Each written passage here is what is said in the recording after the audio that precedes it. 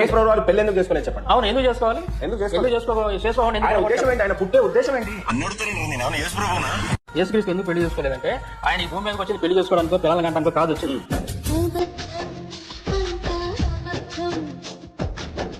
ఇలా ఉంటే ఒక్క సువార్తలో మాత్రం ఆయనకి సహకర్మచారిని ఉంది అని చెప్పేసి ఉంది. ఏంటి ఆ సువార్త అంటే అది మగ్దలేనే మరి సువార్త. దానితో పాటు ఆ ఫిలిప్పు సువార్త అందులో ఏమని ఉంటుందంటే ఈ మగ్దలేనే మరియని యేసుక్రీస్తు యొక్క సహధర్మచారినిగా డిస్ప్లే చేస్తారనమాట. ఆయన భారీగా గ్నోస్టిక్ గాస్పెల్స్ అంటారు కదా వాటిలో. Something interesting about the relationship between Jesus and Mary Magdalene. One is that Jesus refers to Mary Magdalene as his companion or consort. It says explicitly that Jesus loved Mary Magdalene more than the other disciples. ఇక్కడ ఏం జరుగుతుంది? ఎల్లవేళలా ప్రభువుతో ప్రయాణించిన వారు ముగ్గురు colour. ఎల్లవేళలా కూడా ఆయనతో ఉన్నవాళ్ళు ఎవరు? ఆయన తల్లి మరియ, ఆమె సోదరి మరియు ఆయన సహచారిణి అని పిలువబడే మగ్దలేనే. ఏమన్నారు? సహచారిణి. ఎందుకంటే మరియా ఆయన సోదరి, ఆయన తల్లి మరియు ఆయన భాగస్వామి. తర్వాత ఇంకో చోట ఏముంటుందంటే One page in particular I'm very excited to see, and that is 63-64. ఇది 63వ వచనం దగ్గర వంధ్య అని పిలువబడే జ్ఞానము దోతల యొక్క తల్లి మగ్దలేనే మరియ యొక్క సహచరుడు శిష్యుల కంటే ఎక్కువగా ఆమెను ప్రేమించాడు. ఆయన ఆమె యొక్క సో ఇక్కడ శిష్యులందరూ కూడా ఈమెను చూసి జలసీ ఫీల్ అవుతా ఉంటారు అనమాట. మగ్దలేనే మరియని యేసు ఎక్కువ ప్రేమిస్తున్నాడు అని చెప్పేసి.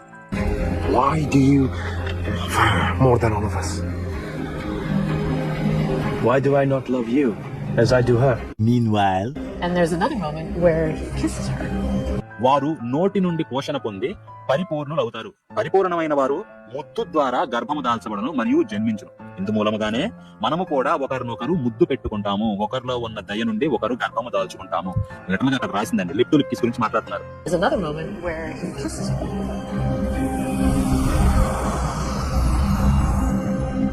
He used to kiss her, and then there's this hole. ఆయన ఆమెను ఆమె యొక్క డాష్ పై చాలా సార్లు ముద్దు పెట్టుకున్నాడు. ఇక్కడ పెదవులండి మిస్ అయింది. ఎందుకంటే పైనంతా కూడా వచ్చింది పెదవుల ద్వారా పోషించుకుంటున్నాము, పెదవుల ద్వారా అని చెప్పేసి చెప్పాడు అనమాట ఇక్కడ. So if you happen to be a fan of Dan Brown, Da Vinci Code, and you're reading that, there is a scene there where actually they quote from the Gospel of Philip. Jesus loved Mary Magdalene more than the other disciples and used to kiss her often on the mouth or on the lips. This is the passage that he's referring to here. So ఇలా శిష్యుల్ని పెట్టుకున్నట్టు ఎక్కడా లేదనమాట. కేవలం ఈమె వరకే ఉంది. Okay, ఈయన ఆమె భార్య అని చెప్పేసి ఇంకా మనకి డావిన్సీ కూడా ఇట్లాంటి సినిమాలు తీశారు. వాటి వెనక స్క్రిప్చరల్ బేసిస్ అంతగా లేదు. బట్ ఈ సువార్తల్లో గ్నోస్టిక్ సువార్తలు కానీ వీటి ప్రకారం యేసుకి భార్య ఉంది. ఆ భార్య ఎవరై అంటే మగ్దలేనే మరియ అని కూడా అంటారు అనమాట.